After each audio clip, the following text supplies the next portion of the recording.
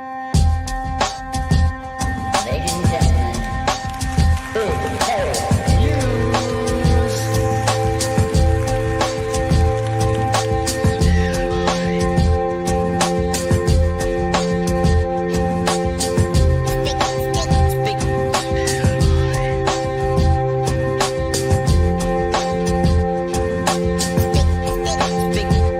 Big hairy news.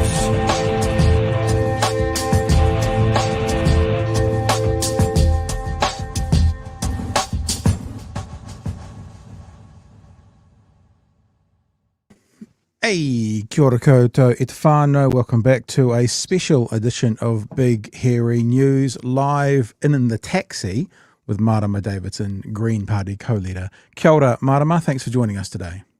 Kia ora, Pat. Thank you for having me.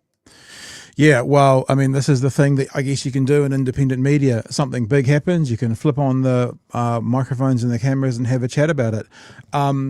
Everybody knows why we're here, but maybe I should actually play the pertinent seconds of Mr.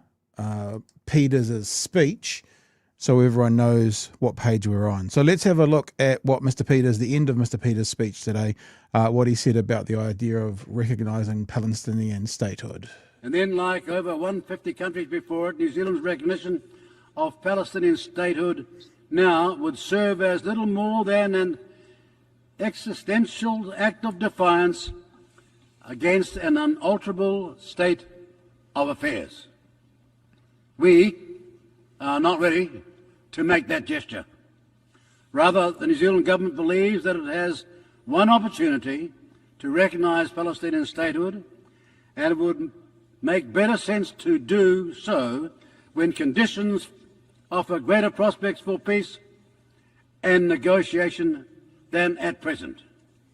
With a war raging, Hamas still in place, and no clarity on next steps, we do not think that time is now. Now, there is more to his speech than that. It was 15 minutes, and most people who are saying that this is taken out of context, there is more to talk about, which we can, but no matter what happened in the 14 minutes before that, the point they're making is the New Zealand government is not ready, will not today recognise statehood for Palestine. So just your initial reactions, Marama. Morally repugnant is how I describe this lack of courage.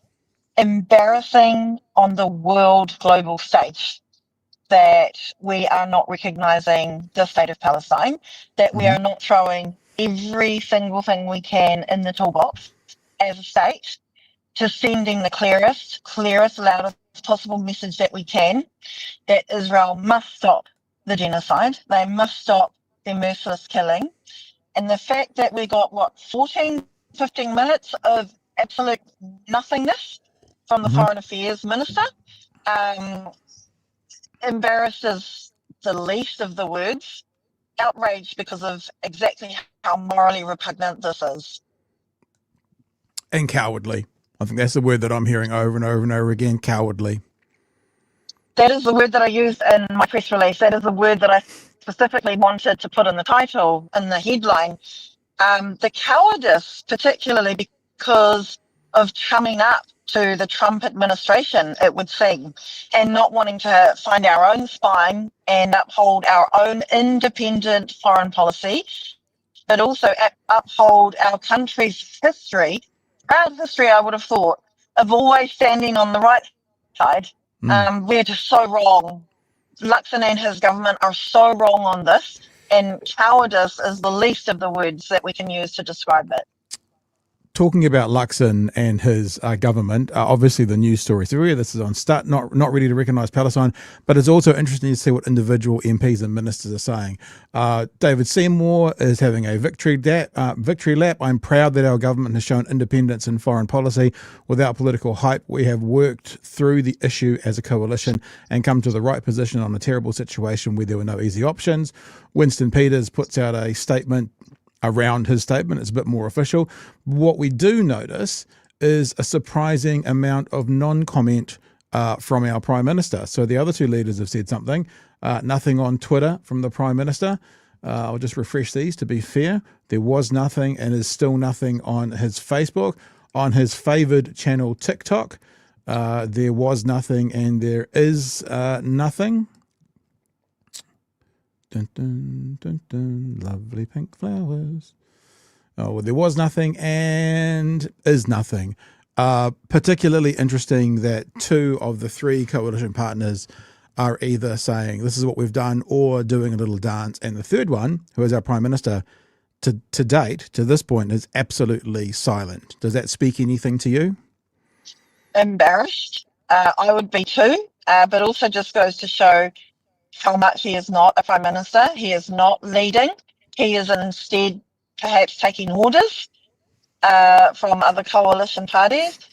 But the fact that, let's bring it back, Pat, this is about people being murdered every single day and being enabled by the US, being enabled, empowered and resourced by the US, that the state of Israel are committing atrocities at an unacceptable scale and have been for a long, long time.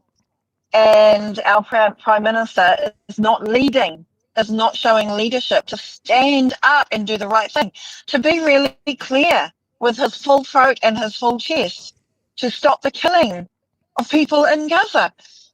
So I think he must himself be embarrassed by his lack of leadership and doesn't even want to announce this moment and stand by. If this is what the government is doing, then why isn't he standing by it, Pat? That all seems really strange to me. Yeah. If we take a half step back, for people who aren't maybe as deep in the weeds around the Israel-Gaza situation, how do you think recognizing the statehood of Palestine would help the current Israel-Gaza situation? And it's not that on its own, but it's about understanding that underneath the enduring peace that we need and the justice has to start at the very basic minimum of recognizing the independence, the mana motuhake of Palestine. Now, this goes to the core of the colonial oppression that we are now talking about decades and decades and generations of. And this is why recognizing Palestine is the very least that we should be doing. The Greens have also been clear that we need to be sanctioning Israel, and we need only 6 more government MPs to get our bill over the line to also sanction Israel. This government signed up back in, I think, November, the end of 2024, to a UN resolution saying that they would do exactly that. This government signed up to this. They said that they would put in place sanctions to prevent genocide. The genocide is happening. We are supposed to be doing everything we can, Pat, as a state to prevent genocide. And we're not even recognizing Palestine, which is at the heart of the very injustice. We had John Minto on Thursday night, and he pointed out the recognition of or giving statehood to Palestine is really important. That's more important on the long term, like security and safety long term. But the sanctions on Israel would be more important on the immediate, would make an immediate change. So it was really good to get him to explain that. I also wonder if you've got a thought on, in the last month, this government has said, we'll tell you in a month, we'll tell you in a month. It's been like Gaza idle after the break. Will Gaza be recognised or not? And Luxon's been saying all the way through, it's not a matter of if, but when. Those words ring fairly hollow at the moment, because if it's a matter of not if, then when, well, why not now? Why can't now be the when? Because there's no slate. And I want to acknowledge the tens of thousands of people who rallied in Tamaki Makaurau and around the country just a couple of weekends ago, because people really know what the right thing to do here is, to recognise Palestine, to sanction Israel. But in terms of, why now, let's just have a look at that 15 and 14-minute speech as well. Those words are unalterable, I think he used. But he basically was saying, oh, look, we don't want to piss Israel off. So is that the message that we want to send out from our country, that this is how we obey bullies? Because if we make them angrier, if we make them angry when we tell them to stop doing the thing that is wrong, we're going to upset them. What sort of a state is upholding such a backward statement like that as a message of, oh, we're just going to bow down to bullies because we might upset them even more so? That is embarrassing on a level that I can't even comprehend. Yeah, it does feel a bit like, I'm just reading from Winston's speech now. Part of one of the lines he said, the reason they didn't go with the recognition is, quote, Palestine does not fully meet the accepted criteria for a state, end quote. I'm wondering a couple of things now. So are we going to go through all the other countries that don't accept the criteria and then remove all their statehood?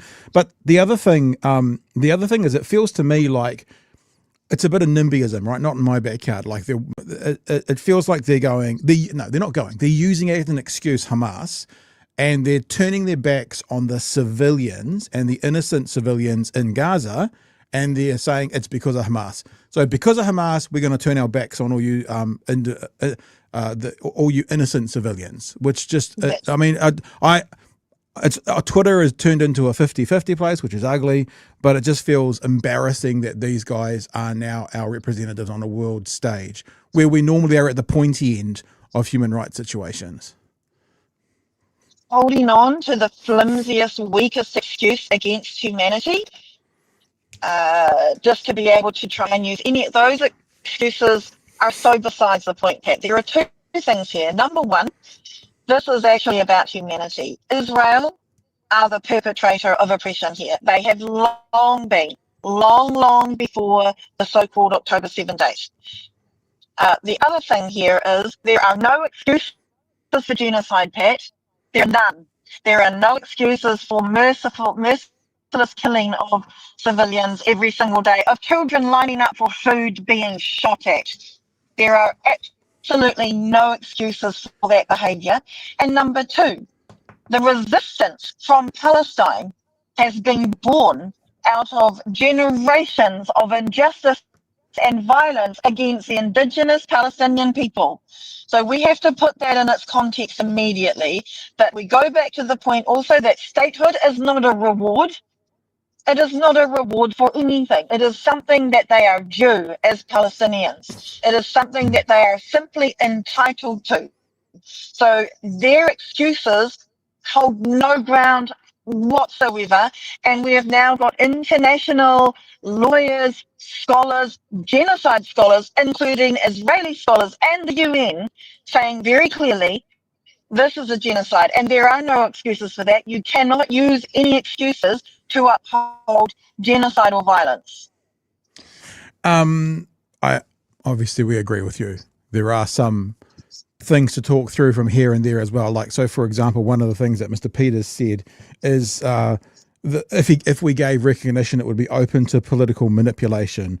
That's a direct quote from it. And I don't know if other people are aware of this, but the Deputy Foreign Minister for Israel, Shireen Haskell, is heading towards New Zealand. If not heading towards New Zealand, is interacting with New Zealand. And I'll give you the quote that John gave us on Thursday night. She wants to come to New Zealand to thank New Zealand government, to express gratitude to the New Zealand government for the fact that it stood by Israel for the last 2 years, and is and John said that's the most shocking indictment of where New Zealand has been. So Peters is trying to tell us all that this might be open to political manipulation. Our non-action is open to political manipulation by Israel, who are now saying, yay, New Zealand, basically saying we're approving of their actions. But also, he is just proving that if there is any political manipulation, it is by Israel of this current government. Yeah. That's where the real political manipulation has always been. That's why we are lagging so far behind 81% of UN member states who have now recognised Palestinians, including our traditional allies. We're even out of step with our so-called friends. How manipulative is that our government is being so badly manipulated that we are so out of step and so out of touch? Hey, Marama, thank you for joining us I hope your taxi cab driver's okay with this conversation. But I guess one other question, and it's more of a, what's this all about? So what the government has decided to do today, is this their ideology? is this a narrative for their voters, particularly the evangelical Christian ones, or is this something else altogether, puppet strings being pulled from elsewhere? Is there any of those things that it makes you think as to why this government has chosen not to recognize statehood? To me, it just feels like we are in the pockets of the Trump administration, because I actually know for a fact that there are members and supporters, especially for the national government and even for New Zealand First, actually, who know that this is wrong, Pat. Their Yeah. own supporters and communities that they have turned their backs on, because that is how deeply we seem to be in the Trump administration and being manipulated by both Israel and the US. That is exactly the opposite of an independent foreign policy. Yeah. Hey, Marama, we'll leave it there. I've got a few super chats and stuff that have come in. I'll go and do those, but we'll leave you get back to your ride. I can say nothing more than all of us than good luck at the fight. I mean, New Zealand used to be at the pointy end of human rights across the board. It now seems that yourself, the Greens, hopefully Labour a bit more centre-left, but they'll be on board as well. Te Pāti Māori, we're now leaning on you guys for our representation within government to be at that pointy end. So we're here to help if any way we can. Good luck with the fight, and thank you for giving us some time today. Thank you, Pat. And my final words will be, look, keep us going together collectively. This is why the world and Israel and the US are digging deep, is because they know that globally things are changing. Globally, communities, grassroots, people are waking up and are not tolerating this anymore. That is only because of the sustained collective movements that we are all doing together. We need to keep it up. We need to keep going. And I thank everyone for doing so. Kia ora, Pat. Thank you for having me. Kia ora, Marama. All the best. Safe travels. All right, team, leave Marama at that, leave her going. There's a couple of other things I wanted to share, but I thought we could just share them. Marama doesn't need to be here for it. One is the statement from the alternative Jewish voices.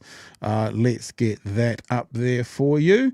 It says this: Alternative Jewish Voices, AJV, is deeply disappointed by this government's decision to regard Palestinian rights through the lens of politics yet again. The International Court of Justice has clearly affirmed that Palestinians have a right to self-determination in their land, that Israel's occupation of Palestinian land is illegal, and that third-party states are legally obliged to take every step possible to bring that legal situation to a rapid end. The states we generally follow in our foreign policy have now recognized the state of Palestine. The United Nations and the vast majority of human rights organizations and genocide scholars have recognized a genocide being perpetrated in Gaza by its illegal occupier, Israel. New Zealanders have turned out in our tens of thousands to demand effective action, including the recognition of Palestine as a state and the sanctioning of Israel for its crimes. Rights, law, diplomacy, fact and conscience all point in the same direction. Palestine must be free and self-determining. If we want to live in a world of human dignity and rights, if we want to change, then have to change this government. From the Alternative Jewish Voices of Aotearoa, and of course friend of the show Marilyn Garson sent that through to me. Let us have, there's just a couple of chats here. Actually, I'll go through the chat in general if there's anyone else who's mentioned anything. Gary says, I call on all nations that have declared support for Palestine to boycott any sporting contact with all New Zealand national sports teams. That's an interesting thought, Gary. So are we being New Zealand now going to see a consequence from our allies, our like-minded countries? Are they going to put restrictions on us? That's a very interesting point. Rogers, yes, that makes a lot more sense, that saying now, Rogers. It's not a race. That's from Luxon. Thank you, Marama. Thank you, Marama. Yeah, there's lots of love for Marama in there as well. And there's lots of hate for... pick your choice. Pick it. Which one would you like? That could be Winston Peters, it could be, anyway. And a couple of super chats that are here. Wrath of Fox says, thank you, Marama, for showing how Kiwi with courage could act to stop this genocide.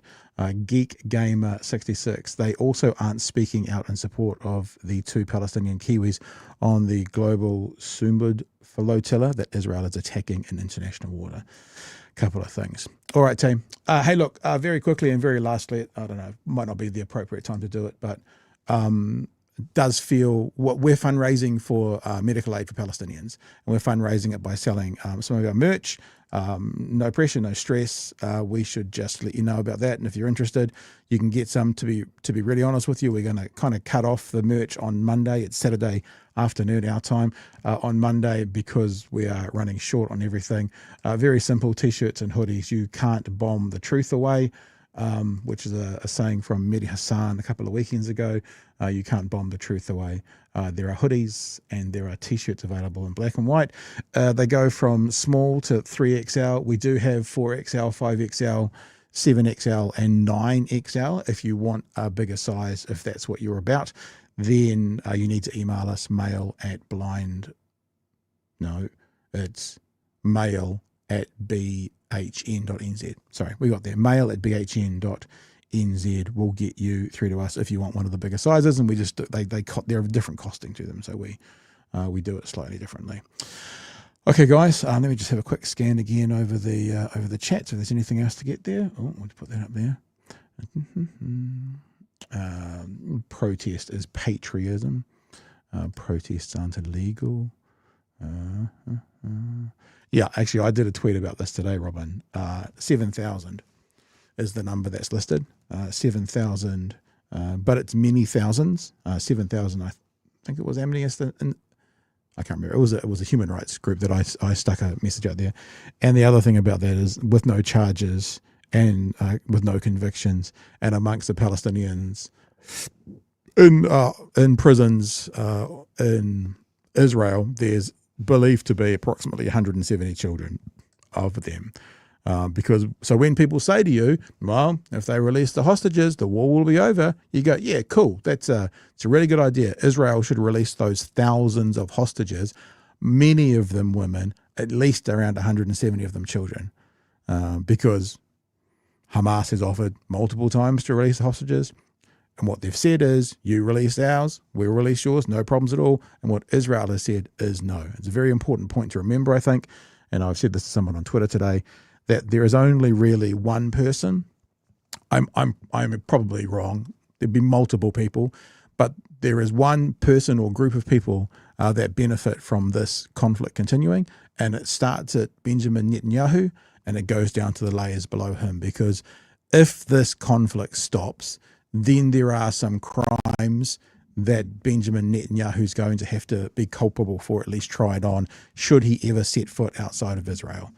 So the whole thing about the IDF and Hamas and why is this going on, there's a very small group of elite people who are in positions of power within Israel. They're the ones who benefit most from this continuing on. It's important to remember. All right, team. Yeah, if you're not a fan of conflict, don't go on Twitter today. I don't go on Twitter very much, but we release our stuff there. I think that's it for me for today. Let's have do a quick refresh, make sure there's nothing else. So it's a huge thanks to Marama for coming on. Yeah, this is ugly, an ugly day and an ugly result. And I'm not saying it took me completely by shock, but it was, it's just cowardly. This feckless, cowardice government have come to a decision that they probably knew about 3.5 weeks ago. So while we've had a month-long delay to get to this, God only knows. And other than that, we'll catch you. Be back on Monday night with the next edition of Big Hero News. Obviously, we'll be talking about this. I've made a request for some other politicians to come on. I've been in the office. I'm in the office now. And so we'll hopefully catch all of you and a whole heap more people on Monday night from 9 p.m. for the next edition of Big Hero News.